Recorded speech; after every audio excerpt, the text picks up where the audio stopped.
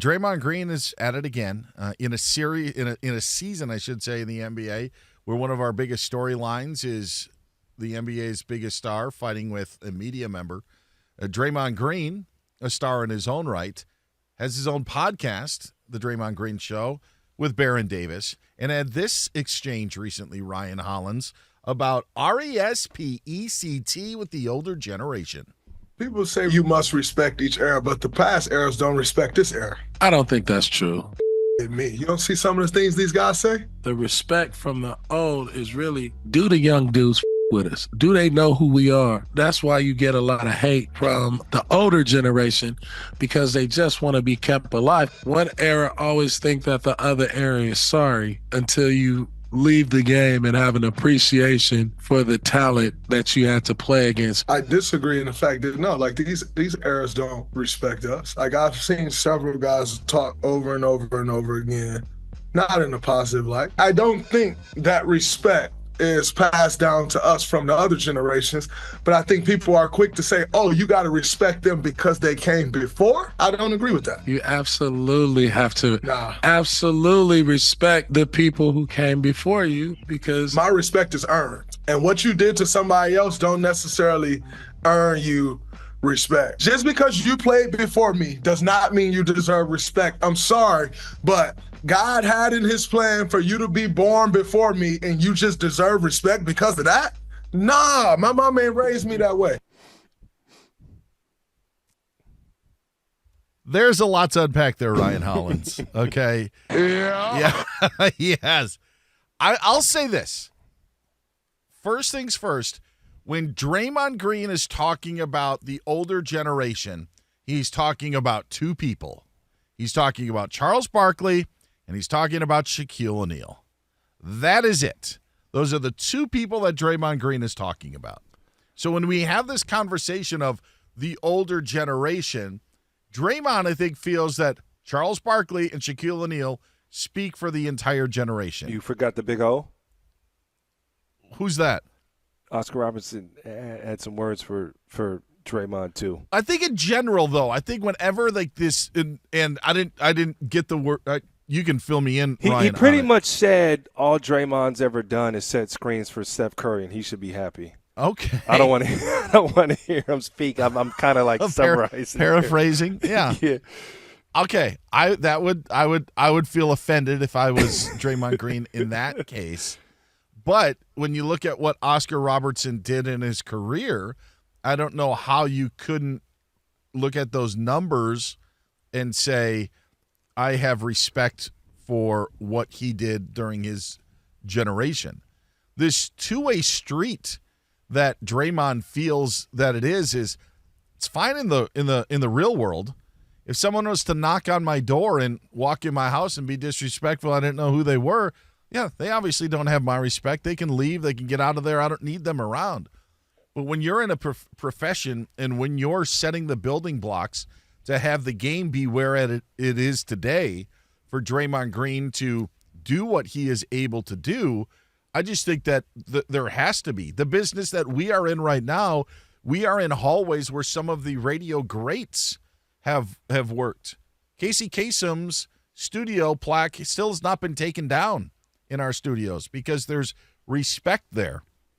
And I just feel that Draymond Green is in this bizarro world, and I'm so glad that Beyer and Davis spoke up and said what he said, but I just think that Draymond Green is focused on two and now maybe three players because he says that they said it often, and who talks more than Chuck and Shaq because of inside the NBA, but that's who I feel that he's talking about, and I just feel that his angle on respect is just one that is completely misguided and would make the old generation not respect the new generation like Draymond Green is.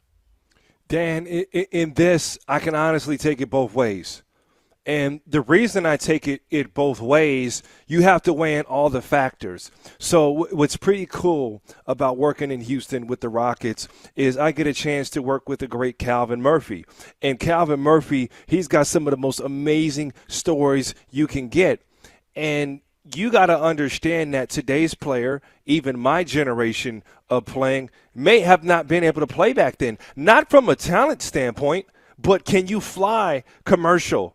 Can you not have your masseuse?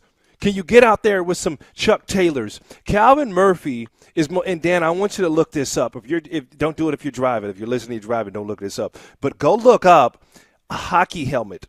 Calvin Murphy gets knocked upside the head, pretty much just unconscious. There's no concussion protocol, dude. And they say, Calvin Murphy, go out there. He's wearing a hockey helmet, dude. He's wearing a literal hockey helmet in an NBA game. It's blue, too. It's blue. It's right.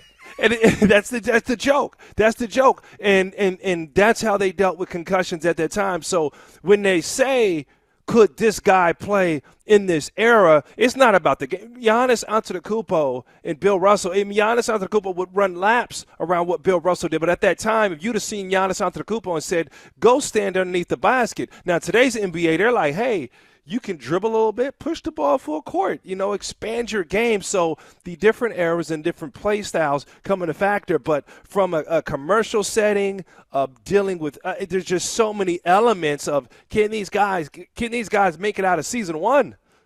You're so spot on about that. And I don't want to call them spoiled, but things are better now than they were way back then. Compared to, yeah. I mean, there's no doubt about it. I wonder about this generation, Ryan Hollins, and I consider you in a different generation than I am. I'm about 10 years older than you, give or take. Wow, you look great, a little. Dan. Thank you. I appreciate that. I didn't know That's that. very, very kind of you. I look at like generations like decades in that way. Maybe not 25 years.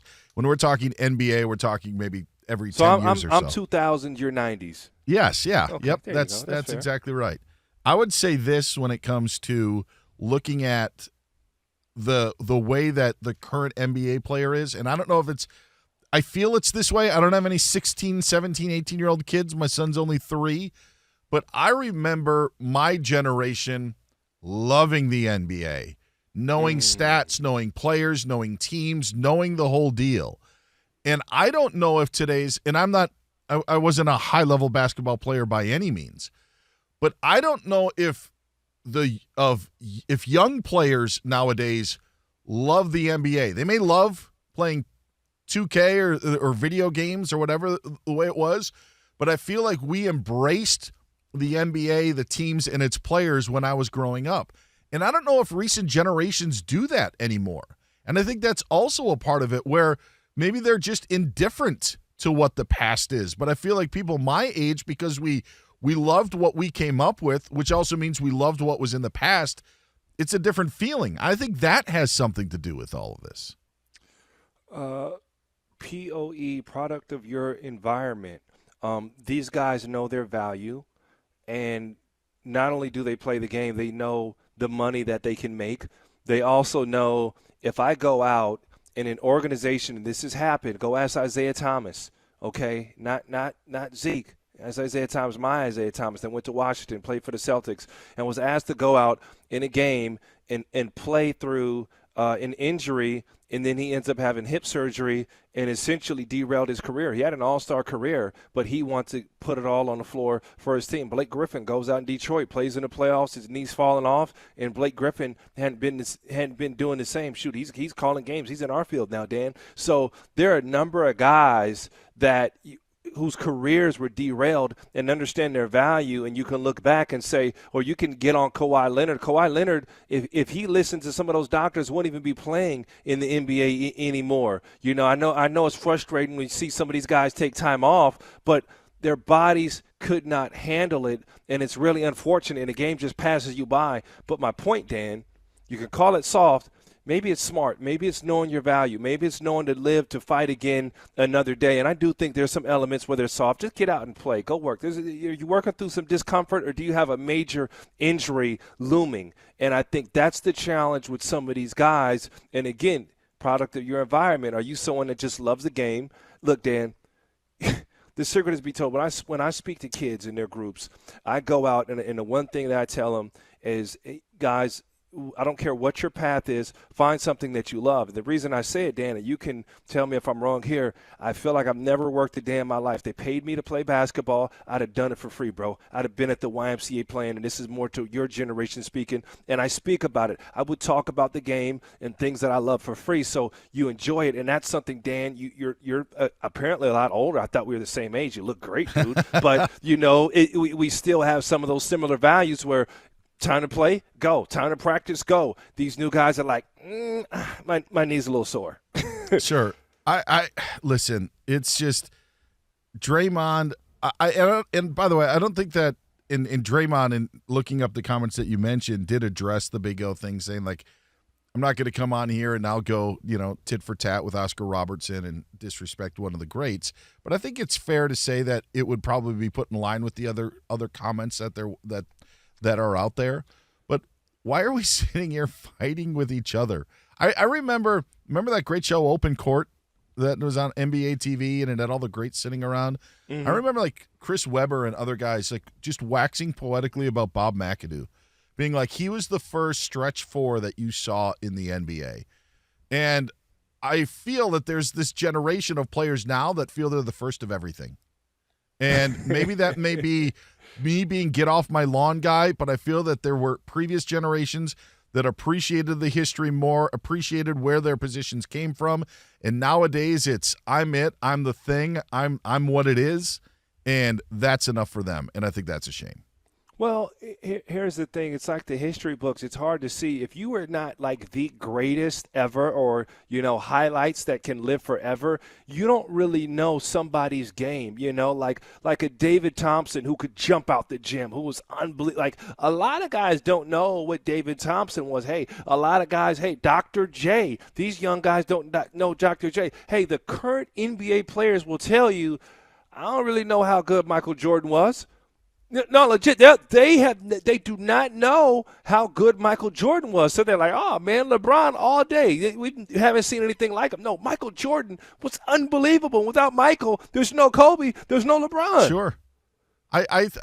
There's a lot to unpack. We could keep going on, and I think your point is fair. I just don't think that they even know a lot of players. Like, how many people know Ben Wallace? Bottom line, no, and I'll leave it. It's respect, Dan. It's respect, and no one wants to feel slighted, and that's what happens a lot of times. Recency bias, out of sight, out of mind.